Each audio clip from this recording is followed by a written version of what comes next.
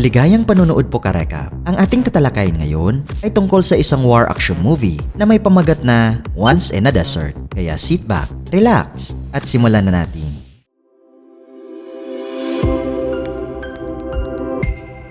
Nagsisimula ang pelikula mga Karekap nang ipinakita sa atin ang pangpang ng isang tuyong ilog sa isang lugar sa labas ng palace sa Syria. Isang konvoy ng mga sundalong Russians na pinamumunuan ng demining expert na si Captain Dima Shaburov ay patungo sa ilog. Sa kabilang panig naman ay mga sundalong kabilang sa teroristang organisasyon na si Josht al-Sam. Malalaman natin Karekap na narito ang dalawang partido upang makipagpalitan ng mga hostage. Dinala ng mga Russians ang isang bilanggo na nagngangalang Jihadi John na isang miyembro ng gang na kilalang kilala sa pagsasagawa ng mga pagpugot ng ulo. Bilang kapalit ay ibibigay sa kanila si Major Shen na kinidnap ng mga terorista ilang linggo na ang nakakaraan. Inatasan si Dima na kunin ang hostage sa middle ground at kunin ang sundalong Russian. Bago natin makita kung ano ang nangyari sa palitan ng hostage ay bumalik ang pelikula mga Karekap ng ilang buwan. Si Captain Dima ay nagsagawa ng course lesson kung paano i-defuse ang iba't ibang uri ng bomba. Ang kanyang mga estudyante ay pawang mga katutubong sundalong Syrian at marami sa kanila ay bata pa. Halata rin na ang kapitan ay lubos na iginagalang sa kanyang trabaho sa larangan ng demining.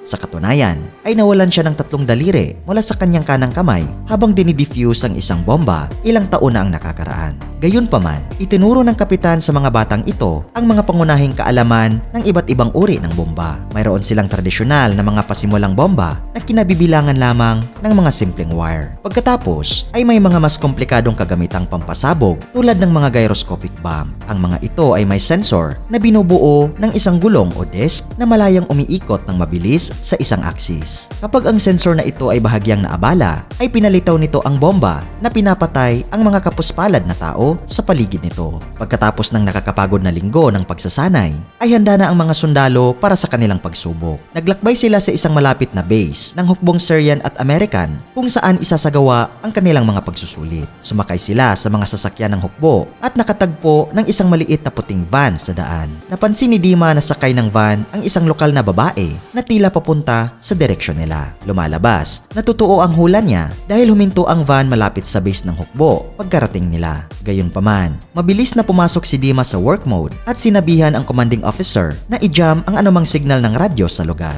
Ito ay bahagi ng isang safety protocol na nagsisilbing i-jam ang mga papasok na signal para sa mga remote control na mga bomba. Pagkatapos ay nagtanong siya tungkol sa mga sibilyang naroroon at sinabi sa kanya ng isa sa mga sundalong Syrian na huwag mag-alala tungkol sa kanila. Bagamat hindi nasisiyahan si Dima sa sagot, ay nagpatuloy siya sa kanyang tungkulin. Hindi niya maalis ang kanyang mga mata sa babaeng ito. Nakasuot siya ng simpleng hijabi outfit habang may dalang cute na backpack. Halata na naaakit si Dima sa kanyang hindi kapanipaniwalang kagandahan. Hindi nagtagal ay pinalinya niya ang kanyang mga mag-aaral at binigyan sila ng instruction tungkol sa pagsusulit. Sa harap ng base ng hukbo Karekap ay mayroong isang maliit na kapirasong lupa na tinatakan. Sa loob ng lugar na ito ay isang live landmine na sasabog kung may madapa man dito. Ang mga mag-aaral ay kinakailangang magtrabaho bilang isang grupo upang i-defuse ang mga landmine. Kung ang isa sa kanila ay magkamali, ang buong platoon ay maaaring mamatay. Hindi nagtagal ay nagsimula na ang pagsusulit at ang mga sundalong Syrian ay pumasok sa selyadong lugar na nakasuot ng mga protective gear.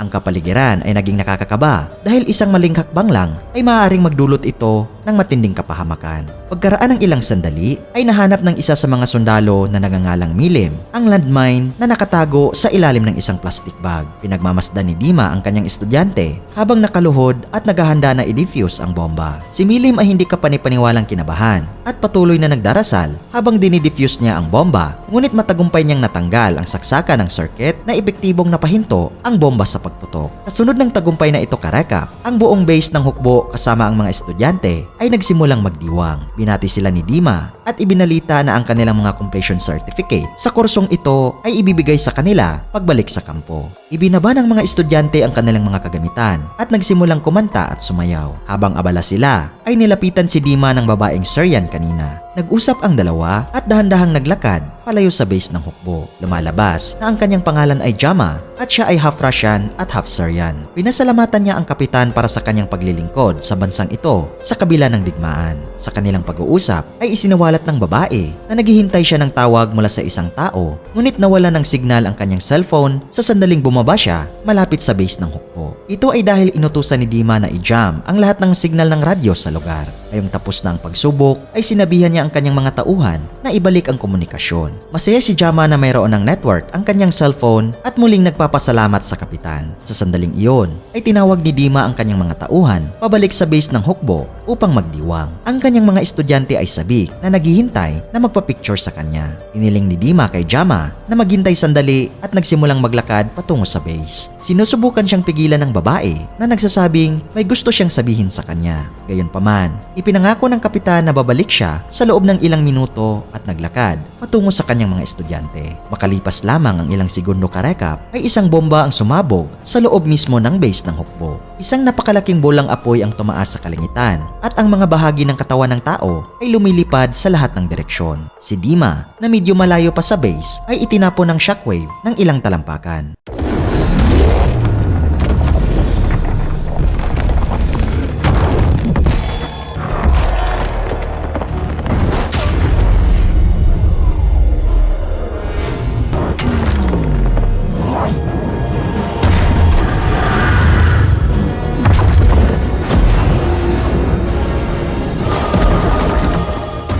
Maya-maya ay nagkamalay na siya at nakita na lamang niya ang mga nagkalat na katawan ng kanyang mga kapwa sundalo. Siya ay nahihilo na may matinding tinig sa kanyang mga tenga. Habang si Dima ay naglalakad patungo sa isang Russian rescue helicopter, ay nakita niya ang backpack ni Jama sa lupa. Sa malapit, siya ay nakahiga na wala ng malay, ngunit buhay pa. Ang lahat ng mga nakaligtas, kabilang si Jama at ang kapitan, ay dinala sa pinakamalapit na kampo ng mga Russians. Nang sumunod na araw, ay dalawang matataas na opisyal ang dumating sa kampo para tanungin si Dima. Bilang isa sa iilang nakaligtas sa pag-atake ng terorista, ay gusto nilang malaman kung ano mismo ang nangyari bago ang pagsabog. Gayunpaman, mabilis na naging malinaw na ang kapitan ay nagdurusa pa rin mula sa epekto ng pagsabog. Kaya, nagpasya silang pauwiin siya at bigyan ng medical vacation. Hindi nasisiyahan si Dima sa desisyong ito, ngunit inutusan siyang mag-impake ng kanyang mga gamit. Ilang sandali pa ay pumunta siya upang kunin ang kanyang mga gamit at inabot din sa kanya ng officer in charge ang backpack ni Jama. Nabatid ng kapitan na nakaalis na ang babae noong nakalabas na si Dima sa ospital.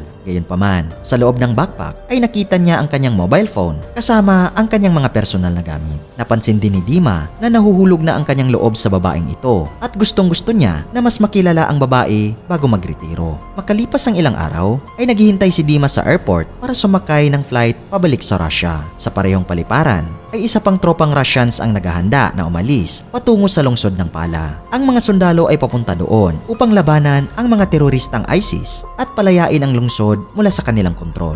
Gayunpaman, nang biglang magkasakit ang isa sa mga tropa, ay inutusan si Dima na palitan siya. Gaya ng gusto niya, ay nagkakaroon na ng pagkakataon ang kapitan na mas makilala ang kanyang lady love. Palipat-lipat ang eksena karekap habang patungo si Dima sa lungsod ng Pala kasama ang kanyang bagong grupo. Sa daan, ay nakatanggap sila ng balita ng isang maliit na tropang Russians ay inatake ng mga teroristang ISIS sa isang kalapit na nayon. Agad silang lumihis para magbigay ng backup para sa kanilang mga kapwa sundalo. Hindi nagtagal, ay dumating sila sa labas ng nayon at dumiretso sa battle zone.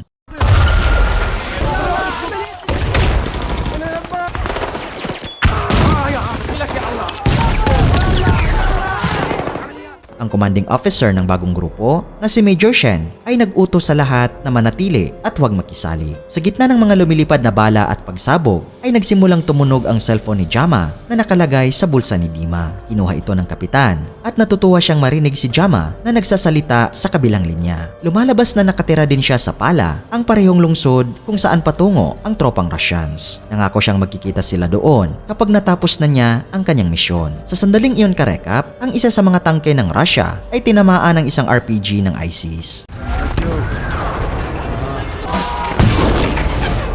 Sugatan na ngayon ang mga sundalo sa loob at hindi na makaretreat sa ligtas na lugar dahil sa putok ng mga kaaway. Nang makita ito, ay nagpasya si Captain Dima na iligtas ang kanyang mga kasama na binabaliwala ang utos ng kanyang pinunong opisyal. Buong tapang ay pumunta siya patungo sa tangke at kinaladkad ang isang nasugatang sundalo pabalik sa ligtas na lugar. Bagamat galit si Shen, ay sumama rin siya kay Dima sa pagliligtas sa sundalong Russian mula sa linya ng apoy.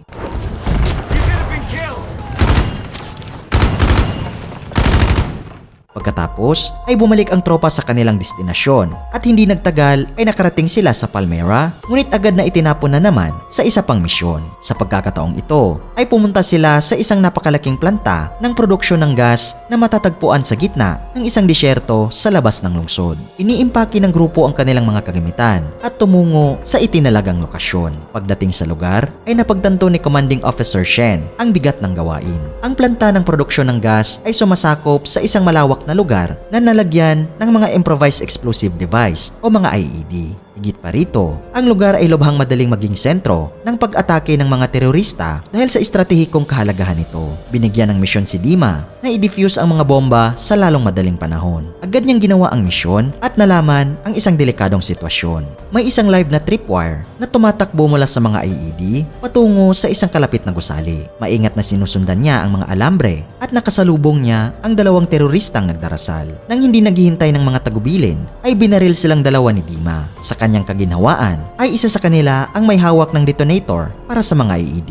Pagkatapos ay dinefuse ni Dima ang maraming pampasabog sa lugar sa pamamagitan ng pagputol sa pangunahing tripwire. Pagkalipas ng ilang minuto ay muli niyang sinamahan si Shen at ang iba pang grupo na naghihintay sa labas ng planta. May dala rin siyang suicide vest na nilagyan ng mga pampasabog na nakuha niya mula sa isa sa mga terorista. Matapos i-defuse ang vest ay lumayo siya para ilibing ito. Sa sandaling iyon karekap ay isang sasakyan ng terorista ang mabilis na tumungo sa planta ng gas. Agad na nagpaputok ang tropang Russians, ngunit patuloy na dumiretso sa kanila ang sasakyan. Kumuha ng rocket launcher si Commanding Officer Shen at natamaan ang ilalim ng sasakyan. Ngunit huli na ito dahil direktang bumagsak ang sasakyan sa planta ng gas.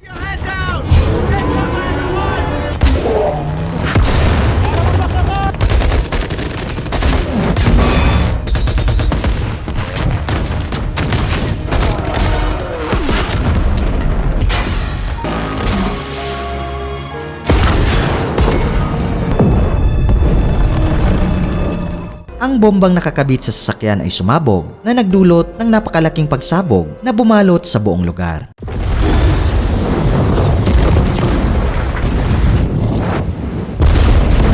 Maraming sundalo ang napatay, ngunit kapwa nakaligtas sina Major Shen at Dima. Ito ang pangalawang pagkakataon karekap sa nakalipas na linggo na ang kapitan ay nakatakas sa kamatayan. Sa kabila ng mapangwasak na pag-urong, ay walang oras para sa tropa na magpahinga o iproseso ang nangyari. Sa sandaling bumalik sila sa kanilang base, ay ipinadala sila sa nayon ng Tadmor upang imbestigahan ang impormasyon na kanilang nahanap na ang isang lokal na balon ay napuno ng mga pampasabog. Inutusan si Captain Dima na manatili sa base habang si Shen at ang kanyang deputy na si Teniente Makarsky ay nagpatuloy upang i-verify ang sitwasyon. Pagkalipas ng ilang minuto ay narinig ni Dima ang isang napakalaking pagsabog na nagmumula sa direksyon ng nayon. Mabilis siyang kumilos at nagtipon siya ng isang pangkat ng mga sundalong Syrian at tumungo roon. Pagdating sa Tadmor ay nakita nila ang nayon na nasa gitna ng labanan sa pagitan ng pwersang Syrian at isang lokal na gang na kilala bilang Diyos Al-Sam. Si Dima at ang kanyang mga koponan ay mabilis na nilisan ang lugar ng mga kaaway, ngunit sa isang mabigat na halaga, si Teniente Makarsky ay brutal na pinatay habang si Major Shen ay nahuli ng gang.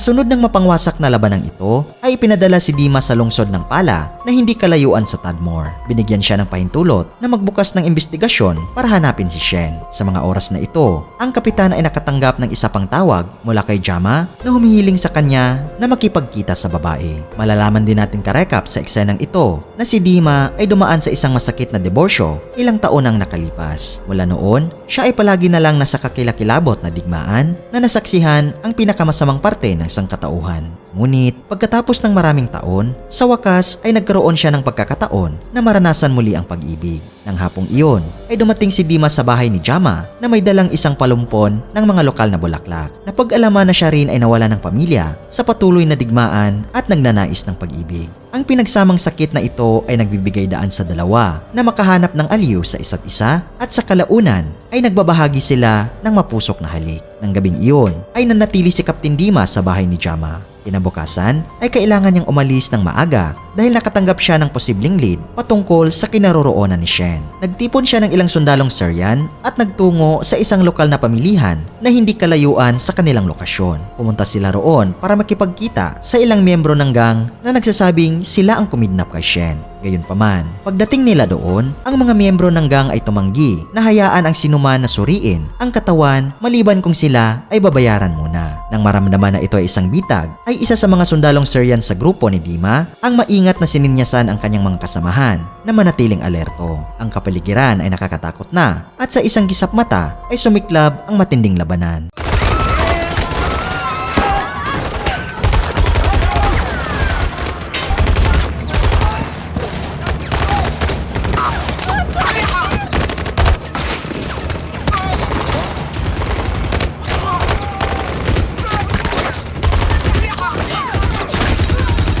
Gayunpaman, ang mga sundalong Syrian ay may mataas na bilang na nagpapahintulot sa kanila na patayin ang lahat ng miyembro ng gang kasama ang ilang inosenteng sibilyan. Sa resulta ng labanan ay tiningnan ni Dima ang bangkay na dinala ng mga miyembro ng gang. Gaya ng hinala ng isa sa mga sundalong Syrian ay hindi ito ang katawan ni Major Shen. Ang buong pagpupulong pala ay walang ibang layunin kundi isang setup para mangikil ng pera mula sa mga hukbong Russians. Sa malapit ay natuklasan ni Dima ang isang mobile phone na pag-aari ng isa sa mga miyembro ng gang. Habang tinitingnan niya ito, ay may nalaman siyang isang bagay na sumira sa kanyang realidad. Ang cellphone ay naglalaman ng isang video na nagpapakita ng mga nangungunang pinuno ng Jaish al-Sam na dumalo sa isang pribadong meeting na ginanap sa bahay ni Jama. Sa puntong ito karekap, si Jama ay makikita natin karekap na umaaliw sa mga miyembro ng gang. Biglang nag-flashback ang isip ni Dima sa araw ng isang pagsabog na pumatay sa kanyang mga estudyante malapit sa pinagsanib na base ng hukbong Syrian at American. Ang bomba ay sumabog ilang sandali lamang matapos niyang utusan ang radio signal jammer na patayin ang device. Si Jama na nakatayo sa isang ligtas na distansya ang nag-trigger ng pagsabog gamit ang kanyang mobile phone. Nasaktan at pinagtaksilan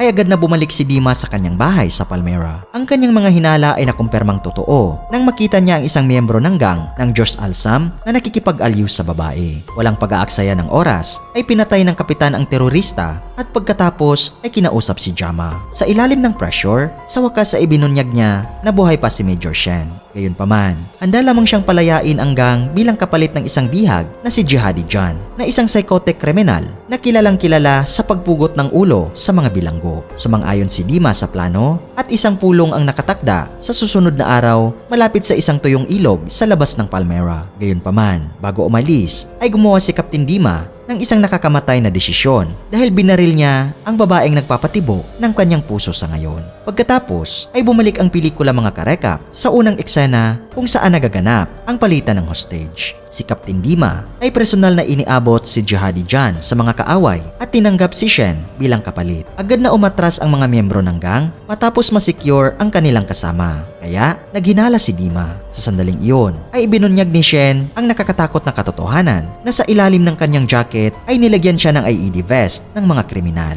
Ang partikular na vest na ito ay isang sopistikadong gyroscopic explosive na nangangailangan ng napakalawak na kasanayan upang ma-defuse. Si Dima ay nagtatrabaho ng galit at pagkatapos ng ilang tense na minuto ay nagawa niyang tanggalin ang vest mula kay Shen at hinihimok siyang tumakbo sa ligtas na lugar. Ngunit wala palang paraan upang ligtas na matanggal ang IED dahil masyadong komplikado ito para sa isang solong sundalo. Kaya sa isang nakakabagbag damdaming twist ay pinanood ni Shen si Captain Dima na gumawa ng suklulang sakripisyo na nagpapahintulot sa bomba na pumutok at kumitil sa kanyang buhay. At dito nagtatapos ang pelikula mga karekap. Kung nagustuhan nyo karekap ang movie recap natin ngayon, ay inanyayahan kita na mag-subscribe at pakipindot na din ang notification bell para palagi kang updated sa mga susunod naming videos. Maraming salamat sa panunood. Cheers!